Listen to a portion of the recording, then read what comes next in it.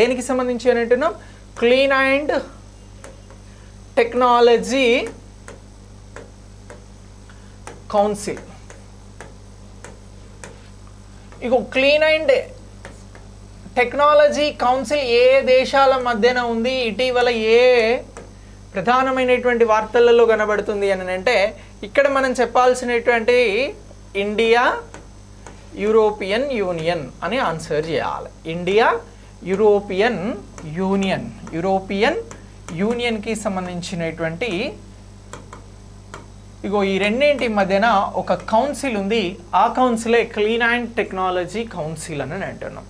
So మరి ఈ clean and technology కౌన్సిల్కి సంబంధించినటువంటి ఇది ఏదైతే ఉందో దీని ద్వారా ఏం చేయాలి అని అనుకుంటున్నారు అని అంటే ఇందులోనే ఉంది క్లీన్ అంటే పునరుత్పాదక ఇంధన వనరులకి సంబంధించి లేదా రెన్యూవబుల్ ఎనర్జీకి సంబంధించినటువంటి అంశాలలో కీలకమైనటువంటి పాత్రను పోషిస్తున్నటువంటి ఏదైతే ఈ వెహికల్కి సంబంధించినటువంటి బ్యాటరీలు వాటికి సంబంధించినటువంటి రీసైక్లింగ్ స్టార్టప్ల సహకారాన్ని ప్రోత్సహించడానికి ఇగో ఈ కౌన్సిల్లో చేరాయి భారత్, యూరోపియన్ యూనియన్ అని గుర్తుంచుకోవాలి.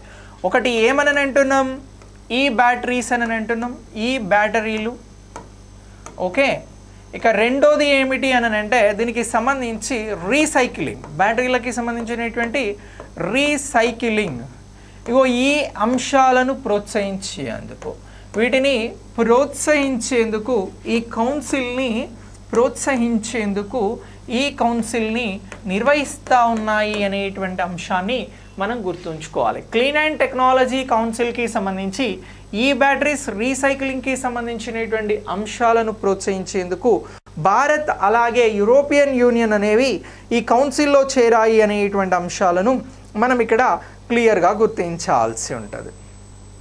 ఓకే, మరి దీంతో పాటు ఇంకా ఏం చేయబోతున్నారు యూరోపియన్ యూనియన్ భారత్కి సంబంధించి అని అంటే చిన్న మధ్య తరహా పరిశ్రమలకి సంబంధించినటువంటి ఈ క్లీన్ అండ్ గ్రీన్ టెక్నాలజీ రిలేటెడ్గా ఉన్నటువంటి సహకారాన్ని పెంపొందిస్తారు అనేటువంటి అంశాన్ని గుర్తుంచుకోవాలి. మరొక ప్రధానమైనటువంటి అంశం ఏమిటి అని అంటే చిన్న మధ్య తరహాకి సంబంధించినటువంటి పరిశ్రమలు ఉంటాయి కదా. సో ఇప్పుడు వీటిని మనం ఎంఎస్ఎంఈలు అని అంటాం. ఇగో ఈ పరిశ్రమలను ప్రోత్సహించాలి అని అనుకుంటున్నాయి. పరిశ్రమలు ప్రోత్సహించడం కూడా ఈ కౌన్సిల్లో భాగంగా చూస్తూ ఉన్నారు, ప్రోత్సహించడం. ఓకే, సో ఇలా ఇగో ఈ అంశాన్ని కూడా మనం గుర్తించాల్సి ఉంటుంది. మరి దీనికి సంబంధించి ఏప్రిల్ 25న యూరోపియన్ యూనియన్ భారత్కి సంబంధించినటువంటి ఈ ఒక ఉమ్మడి ప్రకటన అనేది దీనికి సంబంధించి వచ్చింది. సో ఎప్పుడు వచ్చింది అని అంటే ట్రేడ్ అండ్ టెక్నాలజీ కౌన్సిల్కి సంబంధించి ఎప్పుడు ఈ ప్రకటనను చేశాయి అని అంటే ఏప్రిల్ 25న ఈ ప్రకటనను చేశాయి అనేటువంటి అంశాన్ని మనం ఇక్కడ గుర్తించాల్సి ఉంటుంది. సో ఇలా ఇగో ఈ అంశాలన్నీ కూడా మనకి ఎగ్జామినేషన్ పాయింట్ ఆఫ్ వ్యూలో ఇంపార్టెంట్. క్లీన్ అండ్ టెక్నాలజీ కౌన్సిల్కి సంబంధించి క్లీన్ అండ్ టెక్నాలజీ కౌన్సిల్ ఏ దేశాల మధ్య ఉన్నటువంటి అంశము అని అంటే ఇండియా, యూరోపియన్ యూనియన్ అని అంటున్నాం. ఇది ఎందుకోసం నిర్వహించడం జరుగుతోంది కౌన్సిల్ని అని అంటే ఈ బ్యాటరీలు వాటికి సంబంధించిన రీసైక్లింగ్కి సంబంధించిన ప్రోత్సాహం కోసం నిర్వహించడం జరుగుతోంది. దీనితో పాటు ఇరు దేశాలలో ఉన్నటువంటి చిన్న మధ్య తరహా పరిశ్రమలు ఏవైతే క్లీన్ ఎనర్జీ కోసం కృషి చేస్తూ ఉన్నాయో అలాంటి సంస్థలకి సహకారం అందించాలనేటువంటి ఉద్దేశంతో కూడా ఇవి కృషి చేస్తూ ఉన్నాయి అనేటువంటి అంశాన్ని మనం ఇక్కడ ఎగ్జామినేషన్ పాయింట్ ఆఫ్ వ్యూలో గుర్తించాల్సి ఉంటుంది. Very very important. ఇక నెక్స్ట్ దీని తర్వాత మనం మరొక అంశం గురించి మాట్లాడదాం. మరొక అంశం ఏంటి అని అంటే పీటర్ హిగ్స్కి సంబంధించినటువంటి అంశం. విన్నారా ఇతని గురించి?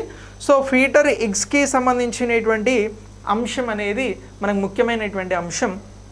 సో ఎందుకు అని అంటే ఈయన భౌతిక శాస్త్రంలో నోబెల్ ప్రైజ్ తీసుకున్నాడు.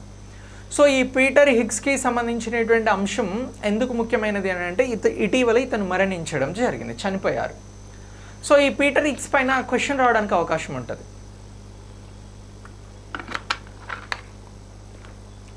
సో క్వశ్చన్ ఎలా వస్తుంది అని అంటే భౌతిక శాస్త్రవేత్త అయినటువంటి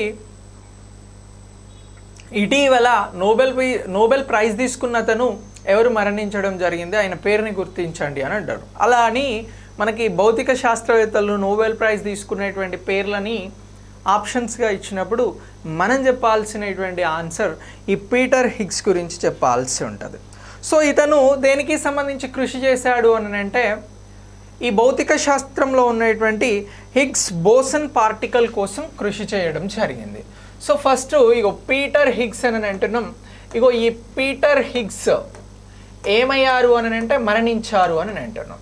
సో ఈయన మరణిస్తే మనం ఎందుకు చెప్పుకోవాలి సార్ అని అంటే ఈయన భౌతిక శాస్త్రంలో ఫిజిక్స్లో ఈయన భౌతిక శాస్త్రంలో చేసిన కృషికి గాను ఈయనకి నోబెల్ ప్రైజ్ అనేది అందించడం జరిగింది.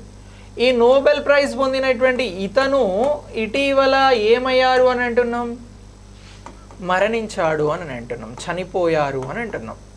సో ఇలా ఈ చనిపోయినటువంటి పీటర్ హిగ్స్ దేనికి సంబంధించి కృషి చేశాడు అని అంటే ఈయన పార్టికల్స్ కోసం పనిచేయడం జరిగింది. అవే హిగ్స్ బోసన్ పార్టికల్స్ అని అంటారు. దేనికోసము అని అంటాం, Higgs boson particle. So Higgs boson పార్టికల్లో ఏం చెప్పాడు ఇతను అని అంటే ద్రవ్యరాశి గురించి చెప్పాడు. దేనిని గురించి చెప్పాడు అని అంటున్నాం, ఈ విశ్వంలో ఉన్నటువంటి వాటికి సంబంధించి, అంటే ఫర్ ఎగ్జాంపుల్ నక్షత్రాలు ఉన్నాయి. సో ఈ నక్షత్రాలకి ద్రవ్యరాశి ఉంటుంది అనేటువంటి అంశాలను బలపరుస్తూ ఈయన చేసినటువంటి హిగ్స్ బోసన్ పార్టికల్కి గాను పీటర్ హిగ్స్కి నోబెల్ ప్రైజ్ అనేది రావడం జరిగింది. సో ఈయన ఏ దేశానికి సంబంధించిన వాడు అని అంటే ఈయన ఇంగ్లాండ్కి సంబంధించిన అతను. సో 1929 మే 29న ఇతను జన్మించడం జరిగింది. ఎప్పుడు అని అంటున్నాం, 1929 మే 29న ఈయన జననం జరిగింది. అయితే ఇలా జన్మించినటువంటి ఇతను ఈ హిగ్స్ బోసన్ పార్టికల్కి సంబంధించినటువంటి అంశాన్ని ఎప్పుడు ప్రతిపాదించాడు అనేటువంటి అంశం వస్తే 1964లో ప్రతిపాదించడం జరిగింది అని అంటున్నాం. మనం ఇంతకుముందే 1964 గురించి మాట్లాడినాం. సముద్రానికి సంబంధించి జాతీయ సముద్ర దినోత్సవం 1964లోనే స్టార్ట్ అయింది. ఈ హిగ్స్ బోసన్ పార్టికల్స్ అనేవి కూడా ఎప్పుడు ప్రారంభించారు అని అంటే, ఎప్పుడు ప్రతిపాదించాడు అని అంటే ఈయన ప్రతిపాదించినది 1964లో. ఇలా ప్రతిపాదించినటువంటి హిగ్స్ బోసన్ పార్టికల్ ద్రవ్యరాశిని గురించి మాట్లాడుతూ ఉన్నాయి విశ్వంలో ఉన్నటువంటి అంశాలకి సంబంధించి. సో ఇలా ఇగో ఈ ది గాడ్ ఆఫ్ పార్టికల్ అనేటువంటి పేరుతో కూడా ఇతన్ని పిలుస్తారండి. ది గాడ్ ఆఫ్ పార్టికల్ ఇటీవల మరణించాడు, అతను ఎవరు అని అంటారు. ది గాడ్ ఆఫ్ పార్టికల్ అని అంటే మీరు పీటర్ హిగ్స్ గురించి గుర్తుంచుకోండి. సో ఇలా ఇగో ఈ పార్టికల్స్ గురించి వచ్చినప్పుడు ఇది ఇంపార్టెంట్, చాలా ఇంపార్టెంట్ బిట్ వస్తుంది, రైట్. సో ఇలా ఇగో ఈ అంశాన్ని మనం గుర్తుంచుకోవాల్సి ఉంటుంది. సో ఇలా ఇతనికి సంబంధించినటువంటి అంశాలు అనేవి మనకు ముఖ్యమైనటువంటి అంశాలుగా గుర్తుంచుకోండి, రైట్. సో ఇది ఈరోజు నేను మీకు అందిస్తున్నటువంటి కరెంట్ అఫైర్స్ ఏప్రిల్ 10కి సంబంధించి, రైట్. ఈ ఏప్రిల్ 10కి సంబంధించినటువంటి కరెంట్ అఫైర్స్ని అప్డేట్ చేసుకోండి. ఇందులో మనం పీటర్ హిగ్స్ బోసన్ పార్టికల్స్ గురించి మాట్లాడినాం, అతను మరణించాడు అని. Clean and technology council Bharat European union గురించి మాట్లాడడం జరిగింది. జాతీయ సముద్ర దినోత్సవం గురించి మాట్లాడినాము. బాలికల సాధికారత కోసం ఎన్టీపీసీ సోషల్ కార్పొరేట్ ఫండ్ గురించి మాట్లాడినాము. అలాగే నెక్స్ట్ హైడ్రోజన్కి సంబంధించినటువంటి R&D ప్రతిపాదనలకి గడువు ఇవ్వడం జరిగింది అనేటువంటి అంశాన్ని నేషనల్ గ్రీన్ హైడ్రోజన్లో భాగంగా మాట్లాడడం జరిగింది.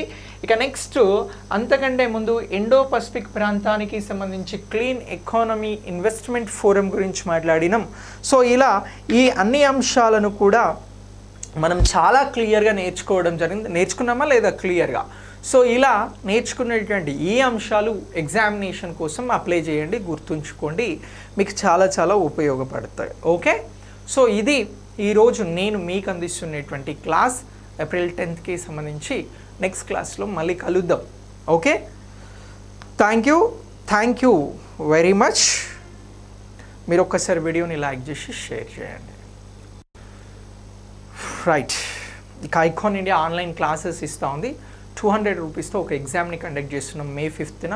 2000 rupees first prize cash prize గెలుచుకునే అవకాశం ఉంటుంది. సెకండ్ అయితే 1000 రూపీస్, థర్డ్ అయితే 500. సో ఇలా మనం ఒక గ్రాండ్ టెస్ట్, సేమ్ గ్రూప్ 1కి సంబంధించి ప్రిలిమ్స్ ఎగ్జామ్ ఎలా ఉంటుందో అలాంటి గ్రాండ్ టెస్ట్ని కండక్ట్ చేస్తూ ఉన్నాం. దీనికి మీరు రిజిస్టర్ అవ్వచ్చు. దానికి సంబంధించి కోర్స్ నేను ఈరోజు లాంచ్ చేస్తాను. రిజిస్టర్ అవ్వండి, మీ ఫ్రెండ్స్కి చెప్పండి. Thank you one and all.